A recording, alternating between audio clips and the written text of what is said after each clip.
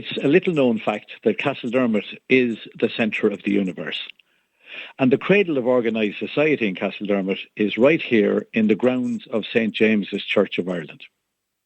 It was on this site sometime in the 9th century that Diarmid, a hermit from the north of the country, established a hermitage on the banks of the River Ler. This is Díosúr Diarmida, the hermitage of Dermot.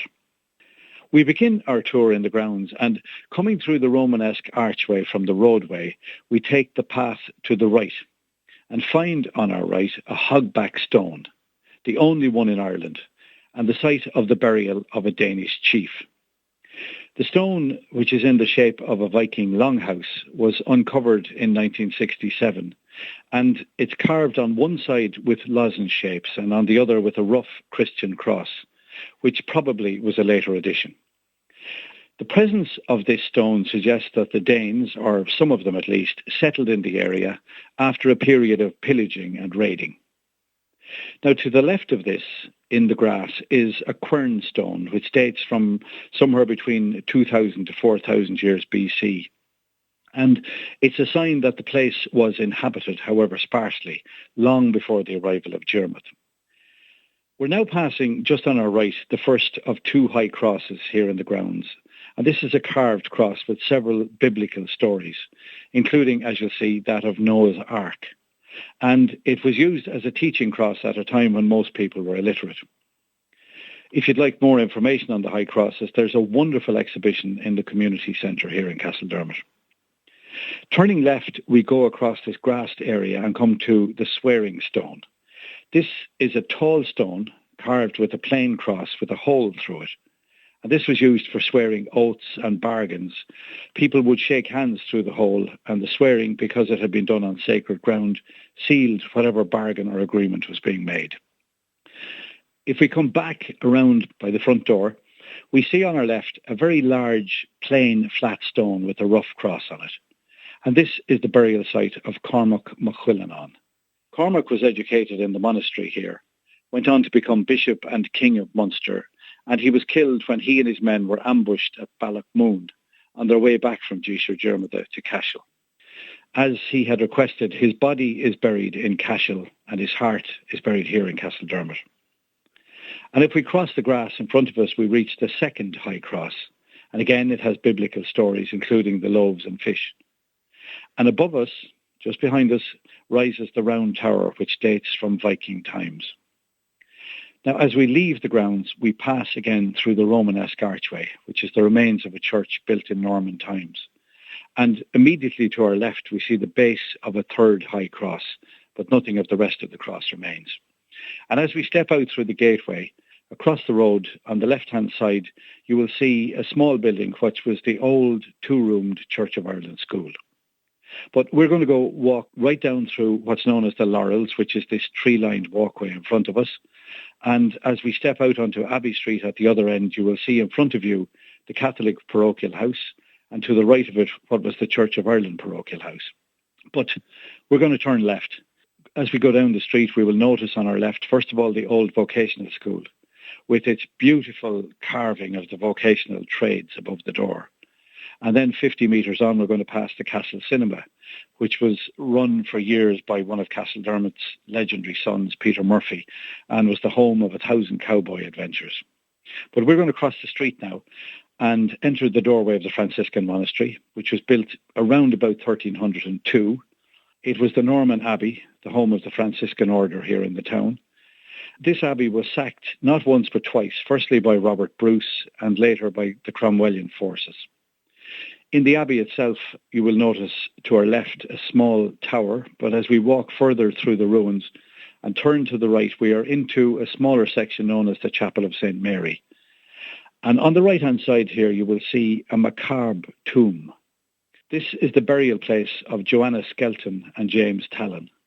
There are very graphic carvings of their skeletal figures on the grave, and this dates from sometime in the early 1500s.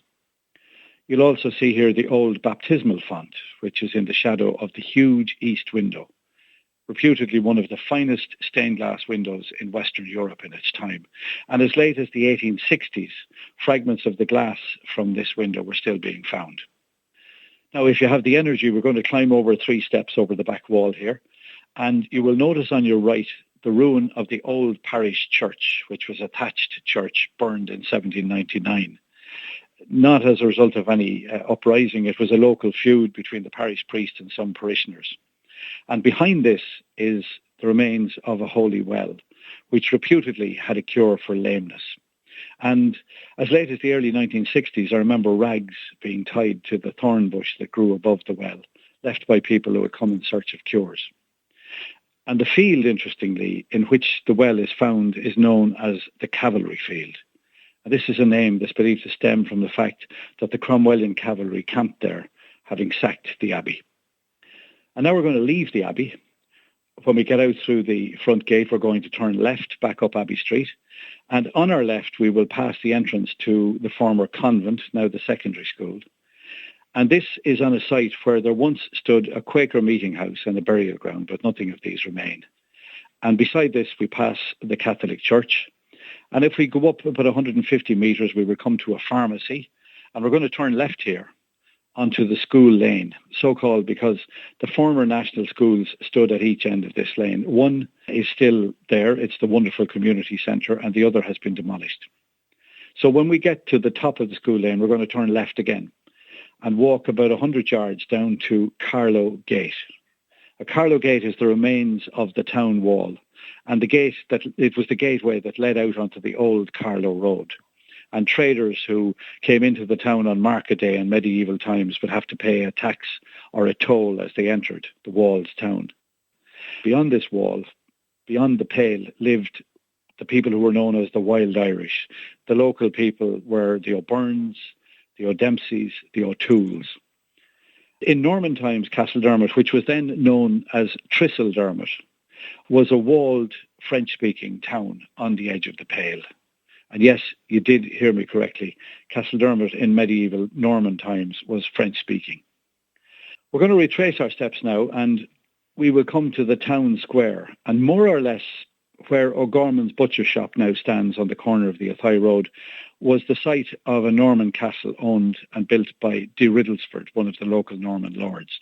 But this is long gone. And also on our left is Gannon's Public House. And this was the site at one point of a travelling parliament and also of the town mint in medieval times.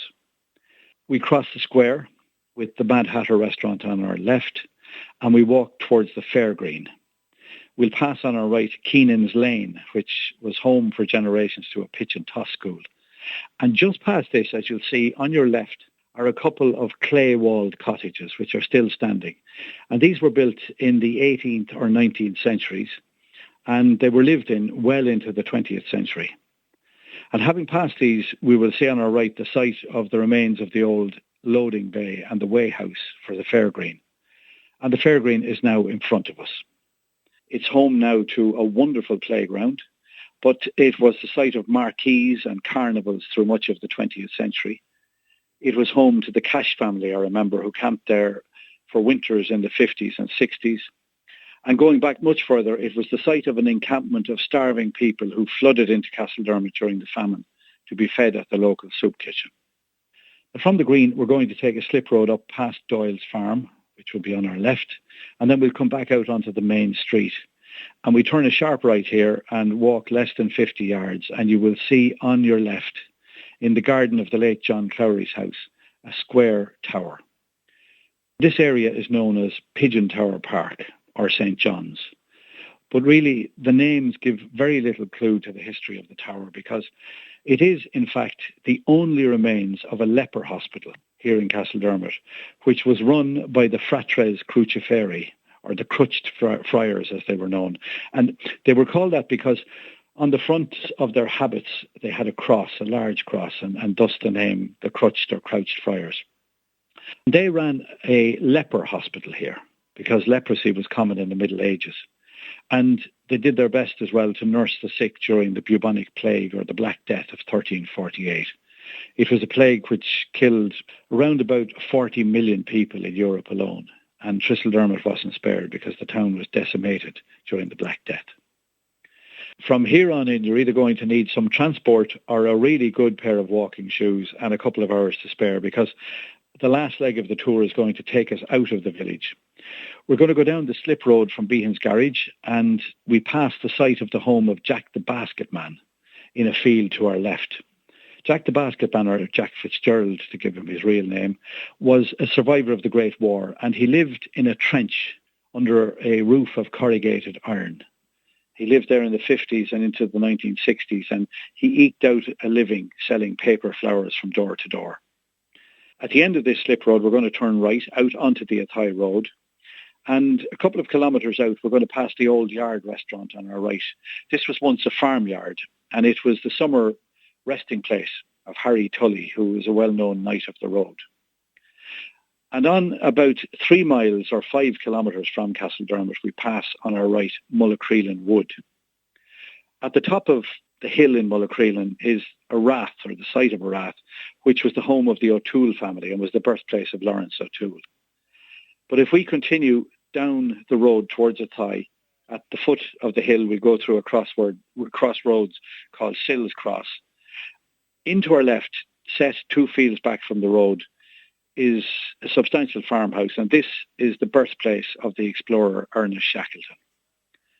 A couple of 100 metres along, just before Kilkea Bridge, on our right, we see the Round Bush, which was a meeting place for farm labourers during the farm lockout of the 1930s. And as we cross the bridge over the River Grease, the Humpback Bridge, we can glimpse to our right Kilkea Castle, which was built about 1180 and became home to the Fitzgerald family from 1244 until the early 1960s. And on the site, you can not only see the castle, but also the motte and bailey which preceded it. And on the rear wall of the castle, by the way, above the arch, you can see a shield and a gig, a carving which was put there to ward off evil. But we go on into the village of Kilkea, and there we find on the left-hand side a tiny Church of Ireland, which was built, believe it or not, as a birthday present, a most unusual birthday present, for one of the Fitzgerald daughters by her father. And the village, of course, housed some of the workers from the estate. And we finish our tour across the road from the church at the house which once served as the local national school, has now been replaced by a modern national school. It's now the home of the Doyle family, and for many, many years after its life as a school, it served as the village shop. I hope you've enjoyed our whistle-stop tour, and I hope that we can do it all again sometime face to face.